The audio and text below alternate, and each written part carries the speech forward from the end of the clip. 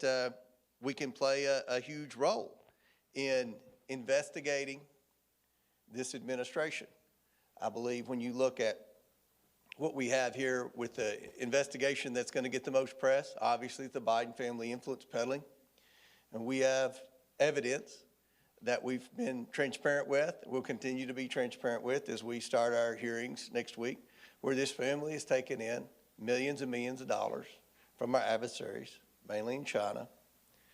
And I think we need to determine, what was that money for? Who supplied that money?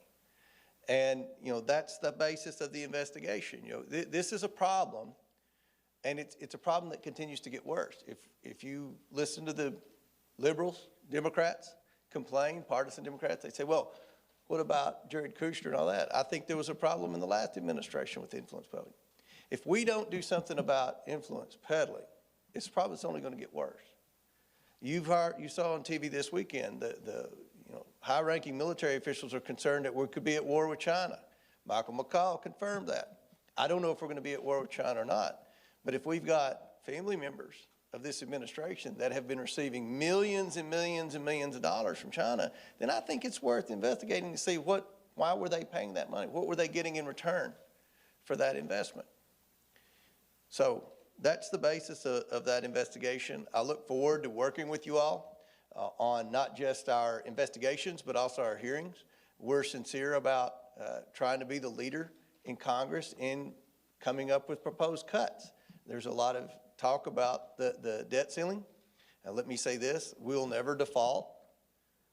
That's not going to happen. But I do think we need to be serious about finding spending cuts. And we can cut spending without cutting Social Security and Medicare. So that's my brief impromptu introduction. I will be very happy to answer questions. So I go back there, or do I stand up here? Well, I mean, I figured it'd be more comfortable if you sat down, but if you prefer standing, I don't. No, it's fine. Well, Chairman, thank you so much for a really great overview, I think, of what you want to do with the committee and your perspectives on it. I did want to start with some of the questions about Biden's classified documents, because that really does seem to be the story of the moment. Obviously, it's really been dominating headlines. You have sent a number of letters to the White House and to other organizations requesting a number of pieces of information. The White House counsel, Stuart Del Rey, wrote you back saying that the White House staff will reach out to your committee staff to arrange a time to discuss this matter. Have they reached out? Is there going to be a meeting between you and the White House on this investigation? No, why not? Have they reached out?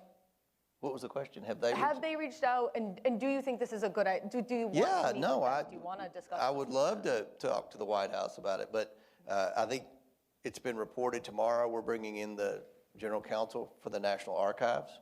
The House Oversight Committee has jurisdiction over the National Archives, legislative jurisdiction. So one of the things that I hope happens, and there's no hurry on this right now, this just needs to happen prior to this administration going out of office and before the next administration comes into office. We have to reform the way that documents are boxed up when they leave the president and vice president's office and follow them into the private sector. This is something I think will be a bipartisan legislative fix. I think we all agree there's a problem.